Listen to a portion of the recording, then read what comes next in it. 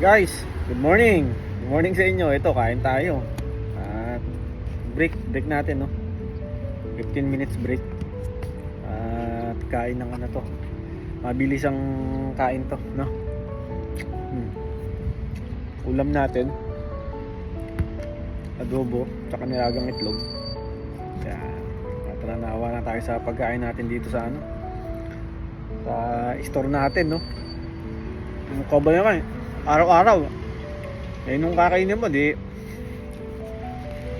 mananawa ka. Kaya nga minsan yung cream milk ko inaano ko na lang, binibigay ko na lang kay Jen. At kaso nga lang nananawa na rin yan si Jen, ay kaysa naman itapon, sayang, diba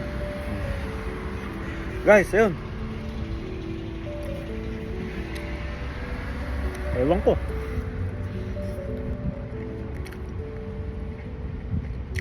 uwian na ba ng Pilipinas o ano, o apply ulit sa ibang ano, sa ibang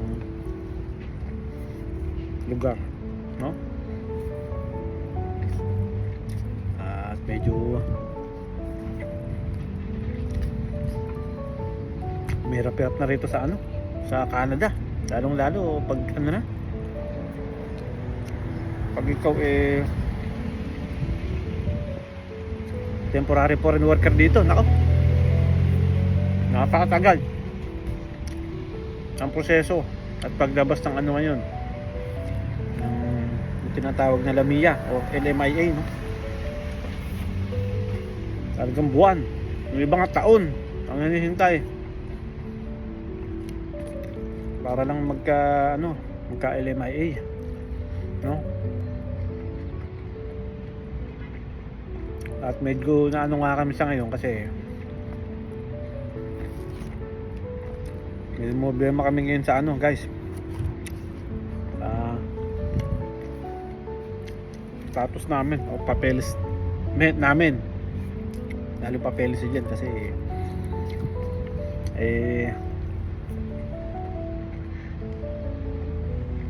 di ba nga nung last January may lumabas na ano, na bagong rules ang Canada na sa profession ng mga cook hindi na nire-renew yung mga work permit ng kanilang mga asawa o partner o ano. Yun ang kinakatakot namin, na baka mamaya hindi na rin ma-renew yung kay Jen. So ang mangyayari, magiging ano siya, visit-visa na lang dito. So ibig sabihin hindi na siya pwede mapagtrabaho, diba? Kaya ano kang darasal namin na sana umabot kami dun sa ano, dun sa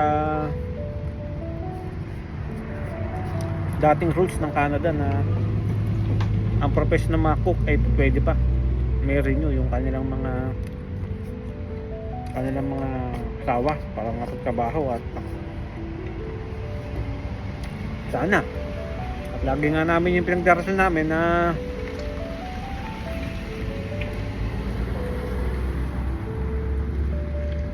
ni-renew pa kahit 1 taon, 2 taon, blessing na yun. Ito nga guys, share ko lang sa inyo, grabe pala ang mahal ng ano rito, LMIA, guys.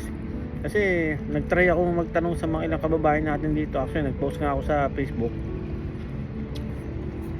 at hinahanapan ko kasi ng ano, ito second option lang naman, nanapan ko sa dyan ng LMIA para at least makapagtrabaho pa ba siya.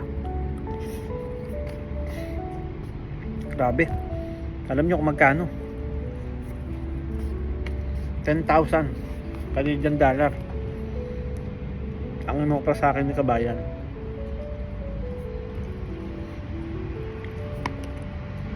10,000 Canadian dollar. Naku po, magkano yun? Saan naman kami kukuha ng ganun kalaking ano, laking pera, no? Talagang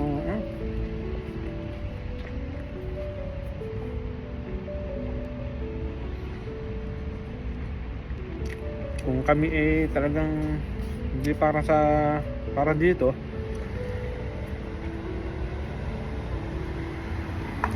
Wala tayong magagawa doon. Either umuwi ng Pilipinas at mag-apply na lang ulit sa abroad, no? Kasi kung ganto't ganto ang talagang na-experience mo rito, sobrang hirap. Araw-araw mong isipin paano na kaya yung status namin, lalabas pa ba yung LMIA namin, alam mo yun, maaprobahan pa ba kayo yung work permit namin. Napakahirap guys, napakahirap sa ngayon. Talagang hindi na muna namin iniisip yung yung kami mga PR dito. Basta sa ngayon ang importante, masaya na kami kapag ni-renew yung aming mga work permit, no? Masaya na kami dun. Hindi namin nahangad yung kami mga PR ba. Basta maaprobahan na yung work permit namin, masaya na kami dun. Kasi talagang pahirapan. Sa ngayon talagang kasi niniwala ko na hindi lang naman kami. Marami tayong mga kababayan dito na ganyan ng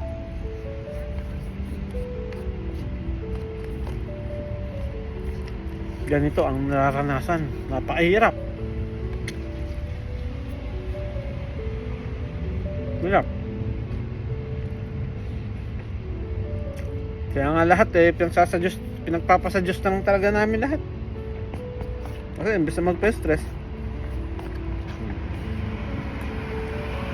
habang nandito pa, enjoy na lang. Diba? Kung maaprobahan o hindi, okay lang.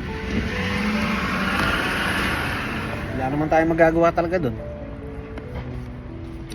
Kaya lagi kong sasabi sa inyo, lahat may purpose kung bakit nangyayari yung mga ganitong bagay. Malay natin, malay nyo, meron nag-aabang sa atin na mas mapapabuti tayo, di ba? Malay mo, hindi natin alam. Baga, malay mo, pinaranas lang talaga sa atin ng Canada, no? At nasagot yung mga katanungan natin dati na maganda ba sa Canada? Ano kayang Ano kayang may experience natin doon? Ano ba yung mga ganito, ganyan?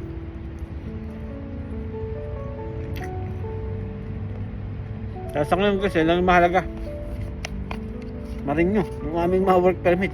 Yun ang muna iniisip namin sa ngayon. Saka tiwala lang talaga kay Lord, no? Basta lahat nagpapasadyos na lang muna namin yan. Kaya na muna namin magpa-stress, kaya na namin mag-isip ng kung anong plano ni Lord. Doon tayo, no? Matapos na ng break ko guys. Ingat kayo lahat. God bless.